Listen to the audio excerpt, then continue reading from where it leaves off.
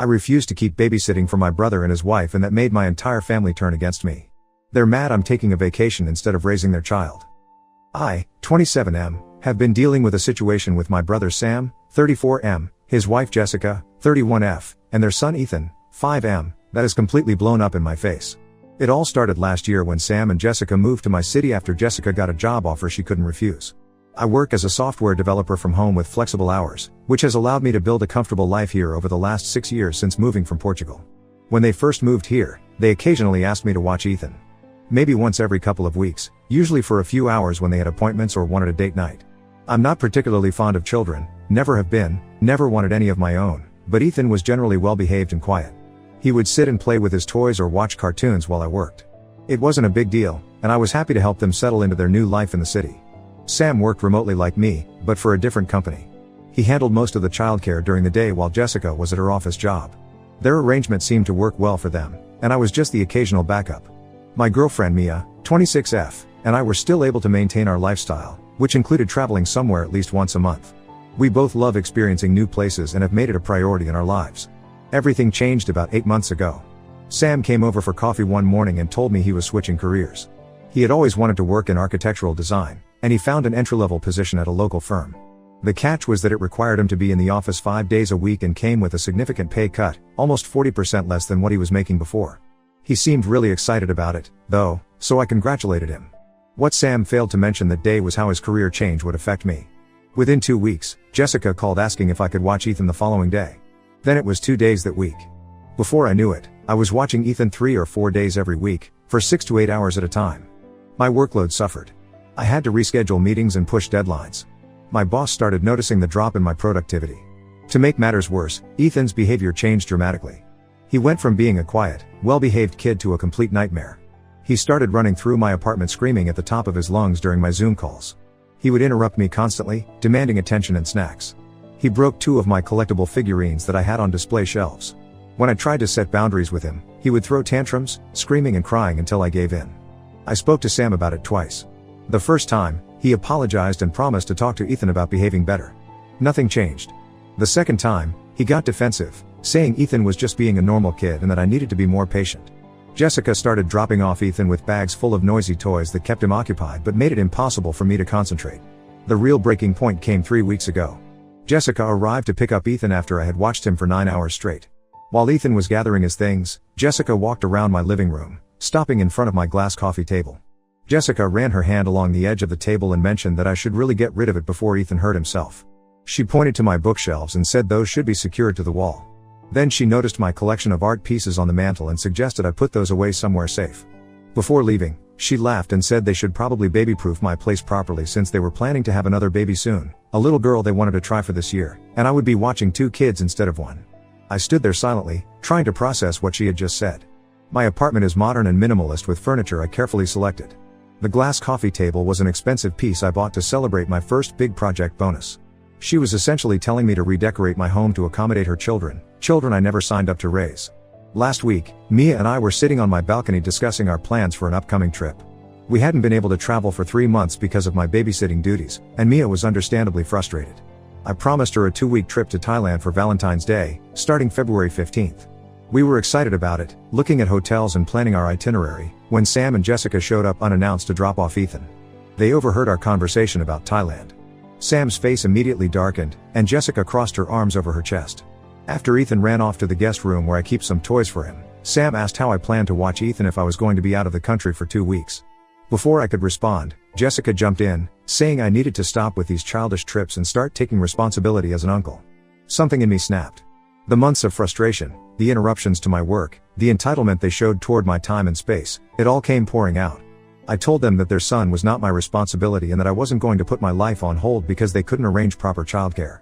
I pointed out that I never agreed to be their full-time babysitter and that Ethan's behavior had become impossible to manage while trying to work. Sam called me selfish.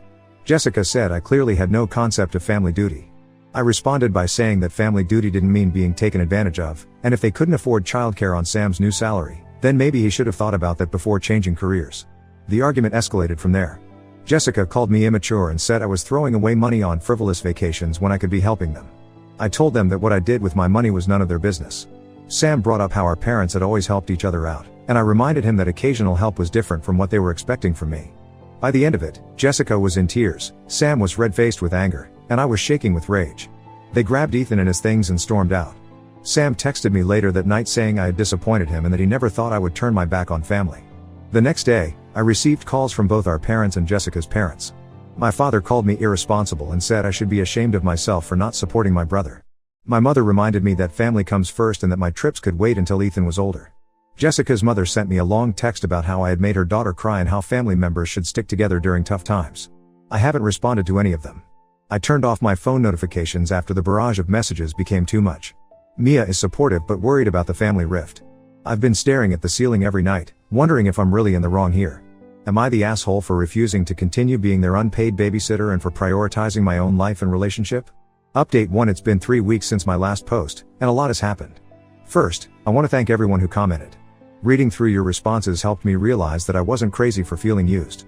Many of you pointed out that Sam has always been the favorite child in our family, which hit home harder than I expected.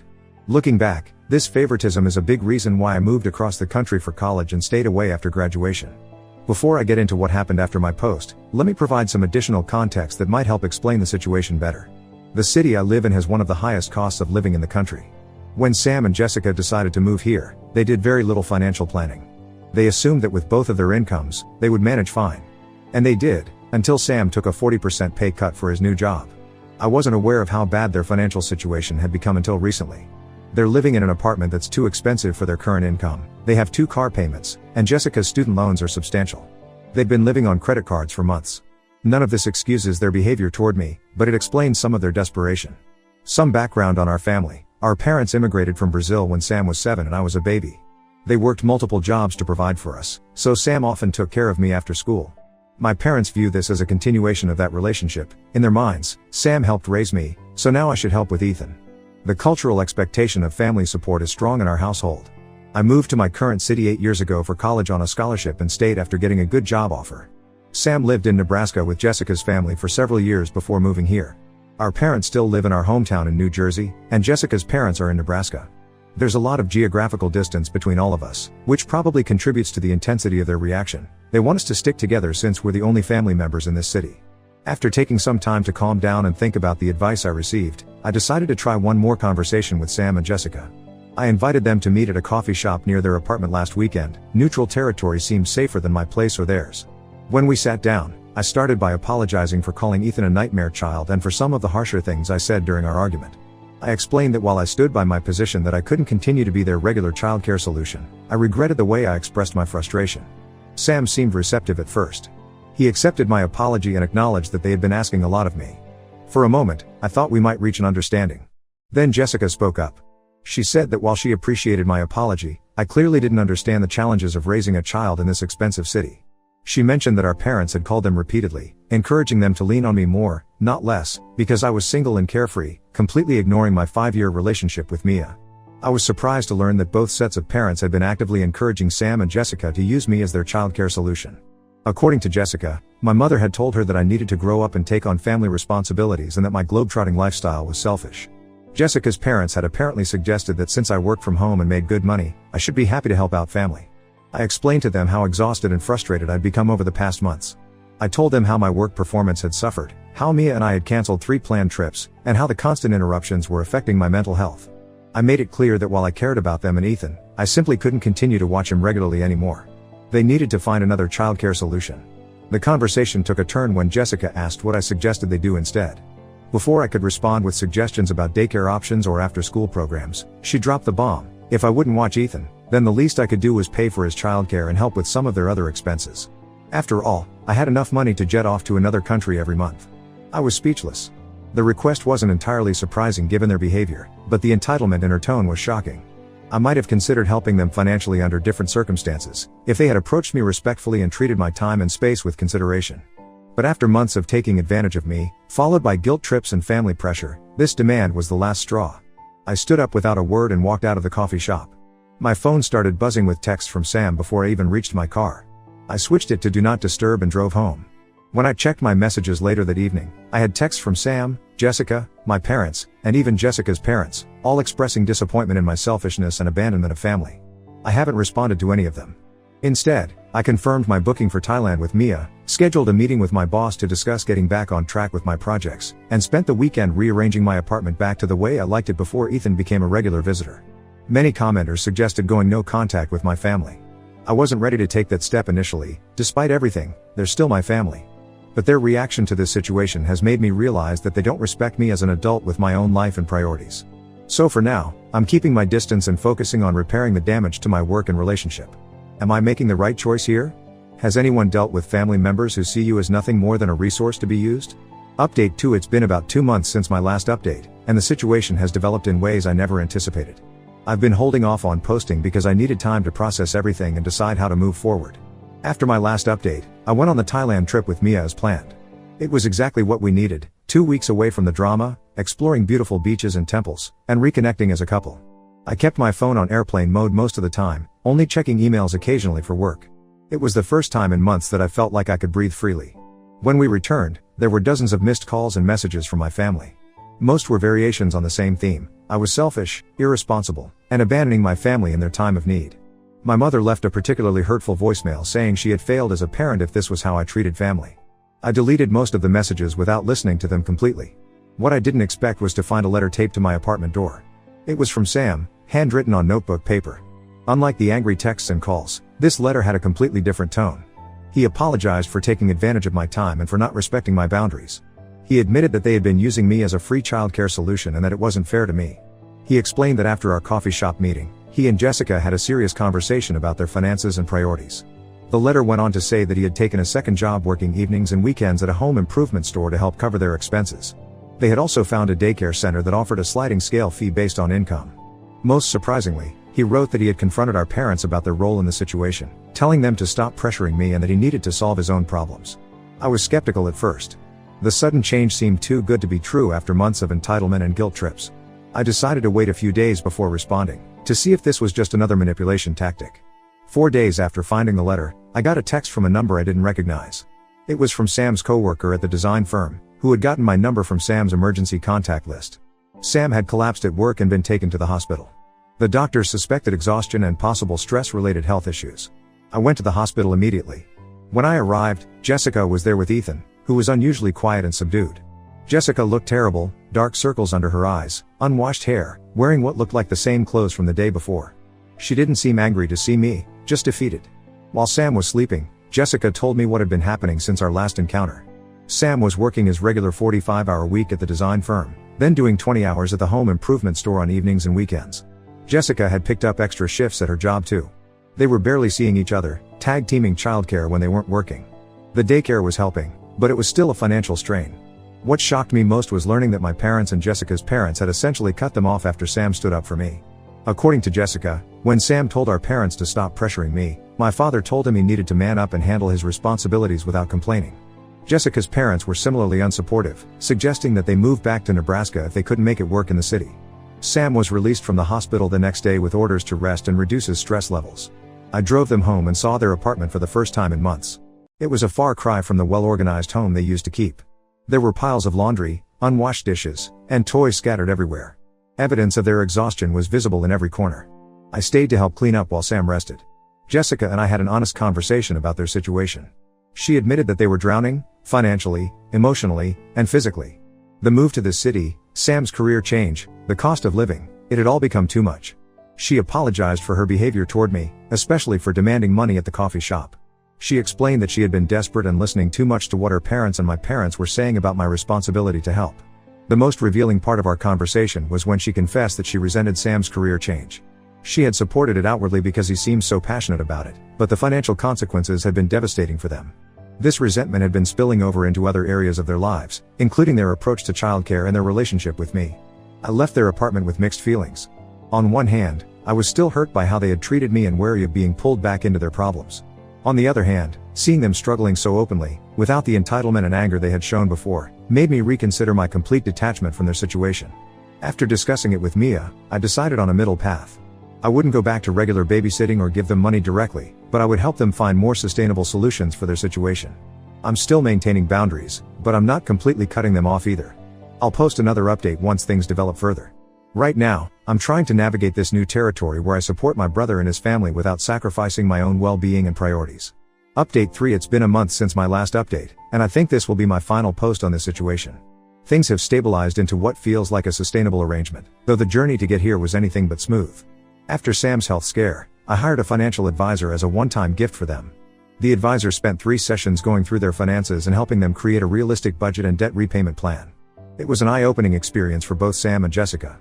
The advisor didn't sugarcoat anything. They were living beyond their means in almost every category, from their apartment to their car payments to their credit card spending. Based on the advisor's recommendations, Sam and Jessica made some difficult but necessary decisions. They broke their lease and moved to a smaller apartment in a less expensive neighborhood. They sold one of their cars and started using public transportation more often. They created a strict budget for groceries and other expenses. Most importantly, they found a more affordable daycare solution for Ethan, a family-run daycare home that charged half what they were paying before.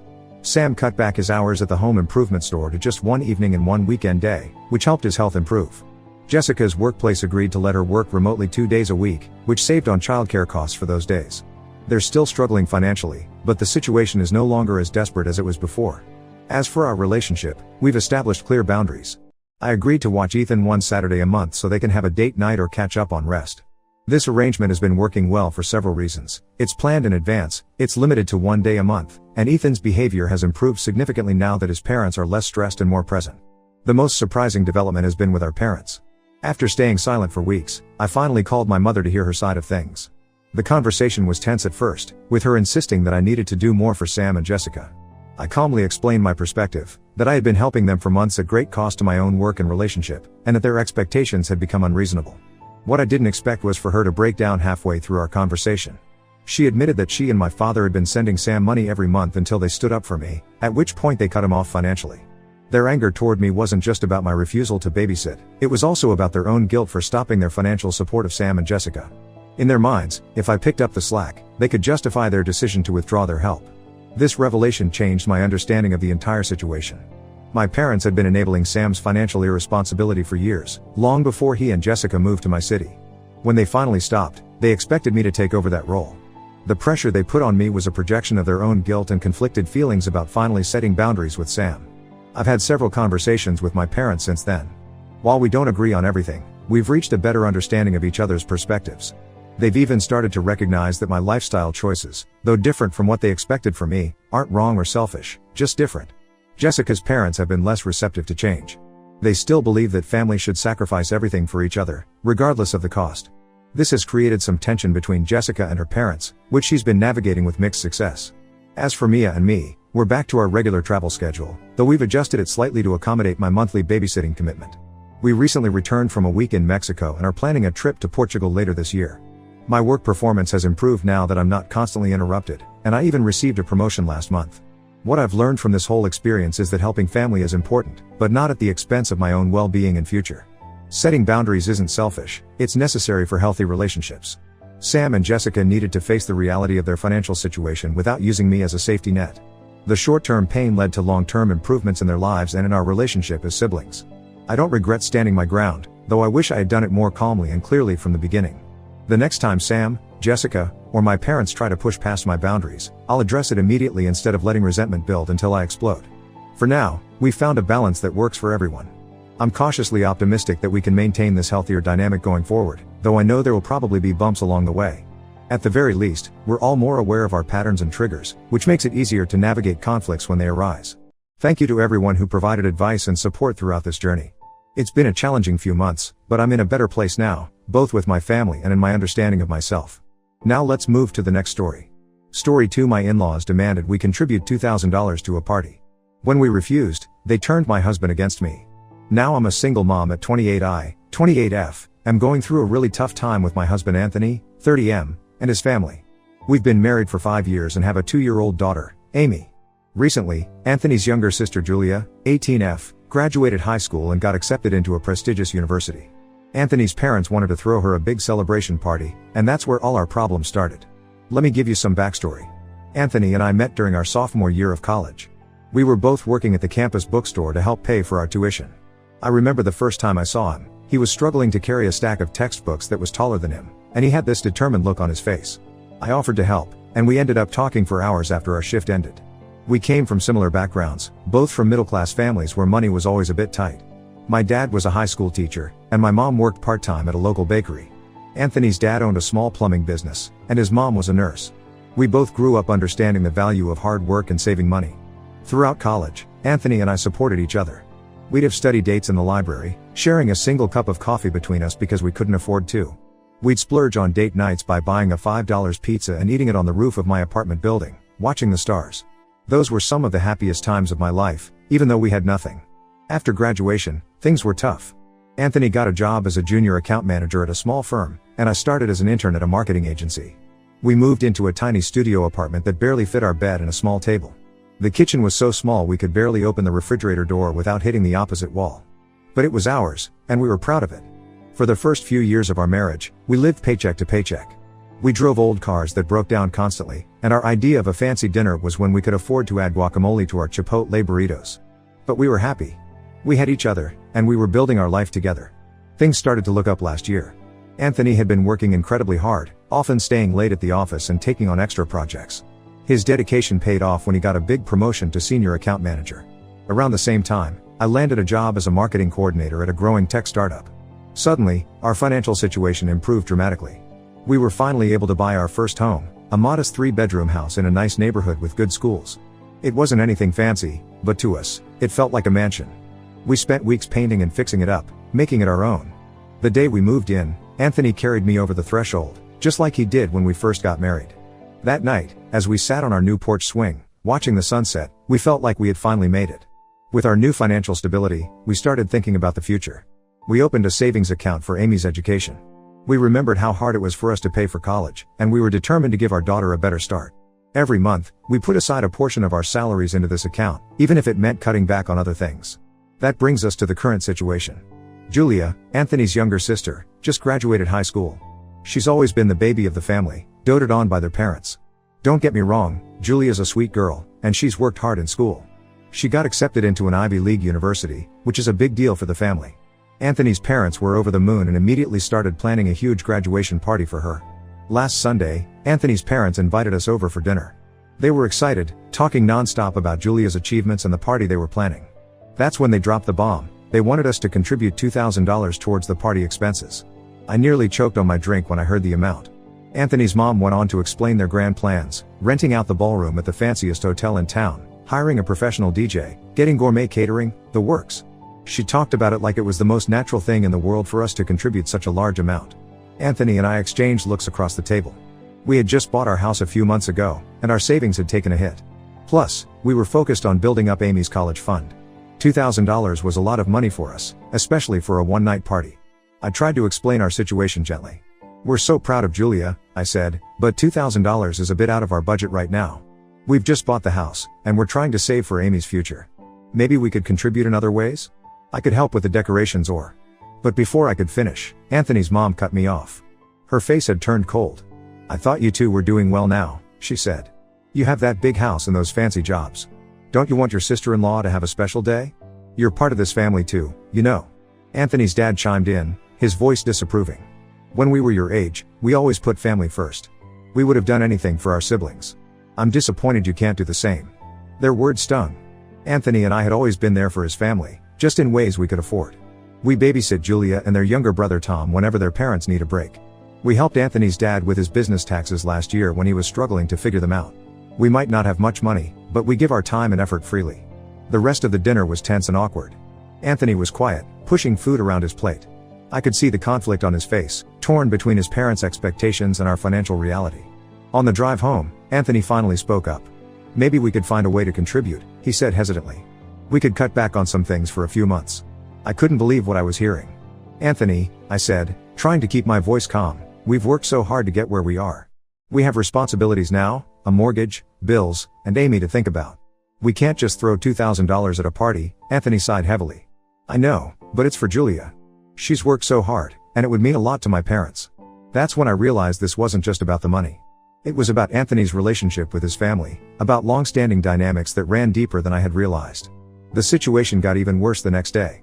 Julia called Anthony, crying. Apparently, their parents had told her about our reluctance to contribute. She accused us of being jealous of her success and trying to ruin her party. She said she always knew we didn't really consider her family. Anthony was devastated after the call. He's always been protective of Julia, and hearing her so upset shook him. He started second-guessing our decision, saying maybe we were being too selfish. Now, I feel stuck. On one hand, I understand wanting to celebrate Julia's achievements. Getting into an Ivy League school is a big deal, and she deserves to be recognized for her hard work. Plus, I hate seeing Anthony torn between his birth family and our little family. But on the other hand, $2,000 is a lot of money for us. We're not struggling anymore, but we're not rolling in cash either. That $2,000 could go towards Amy's future, or towards home repairs, or into our emergency fund. It feels irresponsible to spend so much on a one-night party. Anthony's family makes us feel like we're bad people for not contributing, but I don't think it's fair to expect us to spend so much.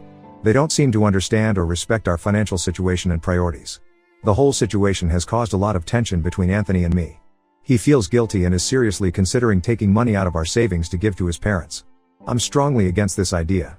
We worked hard for that money, and it's meant for our daughter's future. But Anthony says I'm being selfish and not considering his family's feelings. I don't know what to do. Am I wrong for not wanting to contribute to the party? How can I make Anthony's family understand our position without causing more drama? And most importantly, how can I get Anthony to see that we need to prioritize our own family's financial security? I love Anthony, and I want him to have a good relationship with his family. But I also feel like we need to stand firm in our decision and set boundaries. I'm worried that if we give in this time, it will set a precedent for future demands. This whole situation has me questioning a lot of things. Are Anthony and I on the same page about our financial goals? How do we balance our responsibilities to our daughter with Anthony's desire to please his family? And how do we navigate these complex family dynamics without damaging relationships? I could really use some advice. Has anyone been in a similar situation? How did you handle it? And how can we move forward from here as a united front? Update 1. It's been a week since my last post, and I wish I had better news to share. Things have only gotten worse, and I'm feeling more lost and frustrated than ever. Anthony and I had a huge fight about the party situation. It started when I came home from work early one day and found Anthony on the phone with his mom. He was telling her that we would find a way to contribute the full $2,000. I was shocked. We hadn't agreed to this, and we certainly couldn't afford it. When he got off the phone, I confronted him. He admitted that he had been feeling guilty and pressured by his family. He said he couldn't stand the thought of disappointing them or ruining Julia's big day. We argued for hours. I tried to remind him of our financial goals and responsibilities, but he kept insisting that family should come first. The next day, I discovered something that made my blood run cold. Anthony had taken $1,000 from our savings account without telling me. He had already given it to his parents for Julia's party. When I confronted him about it, he got defensive. He said he was tired of me controlling all our money and that he had a right to spend it how he wanted. I was furious. This wasn't just about the money, it was about trust. We had always made financial decisions together, and now he had gone behind my back. I felt betrayed and scared. If he could do this once, what was to stop him from doing it again? The party happened last weekend, and it was as extravagant as Anthony's parents had planned. They had rented out the grand ballroom of the fanciest hotel in town. There was a red carpet at the entrance, complete with a professional photographer taking pictures of guests as they arrived. They had even managed to invite some local celebrities, a news anchor and a former NFL player who had graduated from Julia's new university. Julia looked beautiful in an expensive designer dress that must have cost more than our monthly mortgage payment. She was glowing with happiness, surrounded by her friends and admirers. Part of me was happy for her, but I couldn't help feeling a twinge of resentment. All I could think about was the money that had gone into this one-night event. Anthony and I attended, but the atmosphere was tense. His parents kept making passive-aggressive comments about how some people couldn't be bothered to fully contribute to their sister's special day. At one point, Anthony's mom loudly told another guest how disappointing it was that certain family members didn't value Julia's achievements as much as they should. Julia barely spoke to us throughout the event.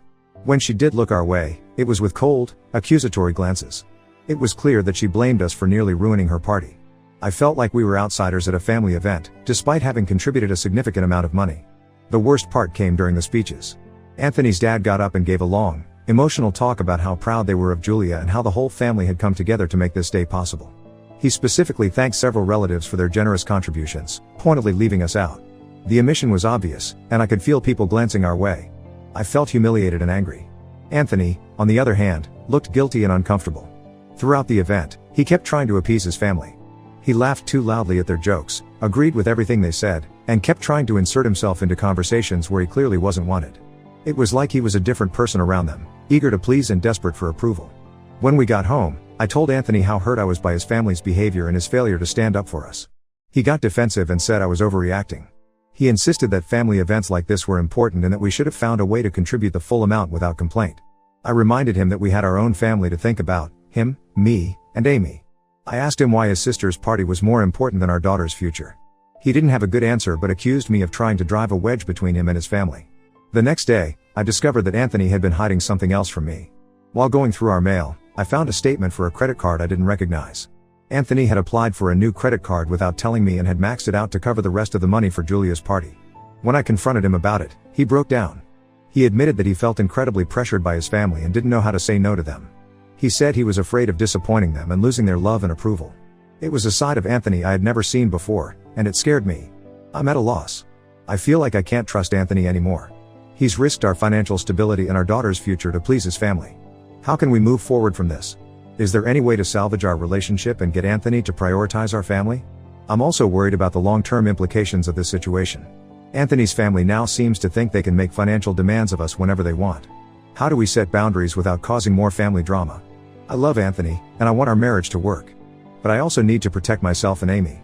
I'm considering separating our finances, but I'm afraid that will only drive a bigger wedge between us. Has anyone been in a similar situation? How did you handle it? And how can I get Anthony to understand the seriousness of what he's done? Update 2. It's been a month since my last update, and I've had to make some difficult decisions. After discovering Anthony's secret credit card debt, I realized I needed to take steps to protect myself and Amy financially. I spent a lot of time thinking about my options.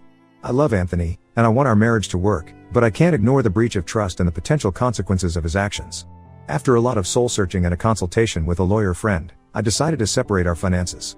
I opened a new bank account in my name only and started depositing my paychecks there. I also took half of our savings and put it in a separate account for Amy's future. It broke my heart to do this, but I kept thinking about how hard we had worked for that money and how it was meant to secure our daughter's future. When Anthony found out what I had done, he was furious. He accused me of not trusting him and said I was overreacting to a one-time mistake. But it wasn't just a one-time mistake. It was a pattern of behavior that showed me Anthony's priorities weren't aligned with mine. The situation with Anthony's family has only gotten worse. They've started planning a big family vacation to celebrate Julia starting college. They expect us to contribute a significant amount towards renting a beach house.